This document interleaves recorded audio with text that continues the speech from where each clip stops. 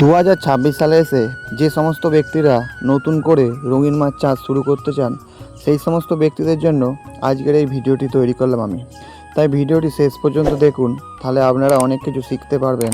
আর তার সাথে সাথে আমার ইউটিউব চ্যানেল স্টোরি অফ রিন্টুতে সাবস্ক্রাইব করে নিন, তাহলে প্রত্যেক দিন নতুন নতুন কিছু জানতে পারবেন আর রঙিন মাছ সম্বন্ধে চাষের বিষয়ে আরও কিছু শিখতে পারবেন।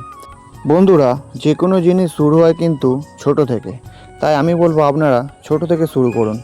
যদি ছোট জিনিসে ক্ষতি হয় তাহলে কষ্ট আর ক্ষতি দুটোই কম হবে, কিন্তু আপনারা রঙিন মাছ চাষ শুরু করার পর যদি বড় ধরনের ক্ষতির সম্মুখীন হতে হয় তাহলে আপনাদের মন ভেঙে যেতে পারে আর আপনারা সঠিক পথে ফিরতে অনেক দেরি হয়ে যাবে। তাই রঙিন মাছ চাষ প্রথমে শুরু করুন একটা পুকুর নিয়ে। আর পুকুরটা যদি নিজেদের হয় তাহলে তো খুব ভালো হয়, কারণ নিজেদের পুকুর মানে পুকুর লিজে নেওয়ার জন্য কোনো রকম টাকা লাগবে না, আর পুকুরের মালিককে মাছ দেওয়ারও কোনো ঝামেলা থাকবে না।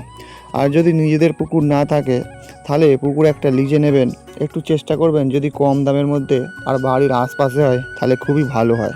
পুকুর লিজে নেওয়া হোক বা নিজেদের হোক, আগে ভালো করে পুকুরের চারপাশ পরিষ্কার করবেন। পুকুরের চারিদিকে কোনো রকম নোংরা হতে দেবেন না, আর পুকুরে জলে যেন প্লাস্টিক না পড়ে থাকে, আর আশেপাশের লোককে বলে দেবেন পুকুরের জলে যেন প্লাস্টিক না ফেলে। তারপরে দেখবেন যে পুকুরের জলে যদি কোনো রকম গাছের ডাল ঝুলে থাকে সেই সব গাছের ডালগুলো কেটে দেওয়ার চেষ্টা করবেন, যাতে করে পুকুরের জলে সবসময় সূর্যের আলো পড়ে। যে পুকুরে সূর্যের আলো বেশি পড়বে সেই পুকুরের জলও ভালো থাকবে, আর সেই পুকুরের জলে গ্যাস হওয়ার সম্ভাবনা খুব কম থাকবে। এবারে চলে আসি পুকুরে যে জলটা ঠিক রাখার উপায় বলবো। যদি আপনাদের 10 কাঠা পুকুর হয় তাহলে সেই পুকুরে মিনিমাম প্রথমে 4 বস্তা মৌয়া খোল দিয়ে দেবেন। তারপরে ঠিক 15 দিন পরে সেই পুকুরে 10 কিলো খুচরো চুন কিনে আনবেন। সেই চুনটা ভালো করে ভিজিয়ে পুকুরের চারিদিকে ভালো করে ছড়িয়ে দেবেন। যেদিন পুকুরে চুন ছড়াবেন তার পরের দিন পুকুরে ভালো করে হড়া টানবেন। এবার আপনারা যদি জিজ্ঞেস করেন যে হড়া জিনিসটা কি, হড়া হলো একটা কঞ্চির বোঝা, যার ভেতরে গোটা গোটা 5টা ইঁট বেঁধে আপনারা পুকুরের মধ্যে ফেলে দেবেন। তাতে দড়ি বেঁধে পুরো পুকুরের মধ্যে টেনে টেনে ঘোরাবেন। এর ফলে কি হবে, 4 বস্তা মৌয়া খোল দেওয়ার কারণে পুকুরের জলের তলায় যে পাঁক সমস্ত পচে যাবে, আর তার সাথে সাথে নোংরা ও পাতা সেগুলো পচে যাবে, সেইগুলোকে ঘেঁটে দেওয়ার জন্য এই হড়াটা দেওয়া। আর তার সাথে সাথে পুকুরের তলায় যে গ্যাস থাকবে সেই গ্যাসগুলো সব ওপর দিকে উঠে যাবে। ভালো করে ঘোড়া টানলে পুকুরের তলায় আর কোনো গ্যাস থাকবে না। আর দেখবেন একটা জিনিস, যে পুকুরে যত গ্যাস কম সেই পুকুরে তত ভালো মাছ চাষ হবে। যেদিন পুকুরে হড়া টানবেন তার পরের দিন আপনারা পুকুরের মধ্যে 15 কেজি গুঁড়ো সর্ষের খোল এনে ভালো করে ছড়িয়ে দেবেন।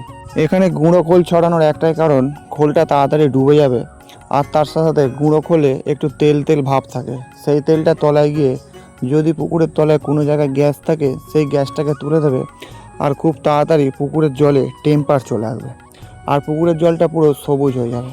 আর একবার যদি পুকুরের জল সবুজ হয়ে যায় আর টেম্পার থাকে তাহলে সেই পুকুরে মাছ চাষ কিন্তু খুব দুর্দান্ত হবে। আপনারা খেয়াল করে দেখবেন যে সেই পুকুরে মাছ কিন্তু খুব দ্রুত গতিতে বড় হবে। তাহলে বন্ধুরা, মোটামুটি পুকুরের জল তো পুরো রেডি হয়ে গেল। এবারে পুকুরে কি কি মাছ ছাড়া উচিত সেটাই বলবো। পুকুরে খোল দেওয়ার 5 দিন পরে 150 থেকে 200 গ্রাম ওজনের মোটামুটি 100 পিস পানুস ট্যাংরা ছাড়বেন, এবং 20টা কাতলা মাছ ও 40টা রুই মাছ ছাড়বেন। তাছাড়া 5টা গ্যাস কাপ মাছ ছাড়লে খুব ভালো হয়। পানুস ট্যাংরা মাছ পুকুরে ছাড়ার একটাই কারণ, যে পানুস ট্যাংরা মাছ সবসময় ঘাই করবে, পুকুরের জল নড়া খাবে, আর তলায় যে গ্যাসগুলো থাকে নোংরা থাকে সেগুলো সব পানুস ট্যাংরা মাছ খেয়ে পরিষ্কার করে দেবে। আর গ্যাস কাপ মাছ ছাড়ার কারণ হলো, পুকুরে যদি কোনো পানা হয় সেই পানাগুলো গ্যাস কাপ মাছ খেয়ে নেবে।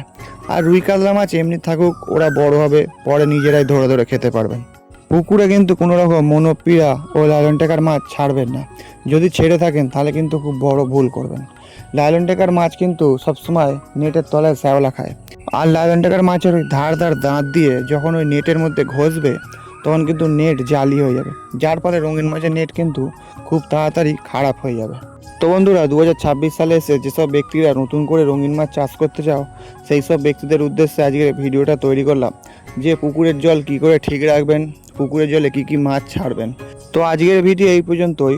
আবার পরে একদিন আমি ভিডিও করে খুব শিগগিরই দেখিয়ে দেবো যে আপনারা পুকুরে কি কি রঙিন মাছ ছাড়বেন এবং কেমন পদ্ধতিতে নেট খাটাবেন, এবং কি কি রঙিন মাছ ছাড়লে খুব অল্প সময়ের মধ্যে আপনারা লাভবান হতে পারবেন এবং ক্ষতির সম্মুখীন কম হতে হয়।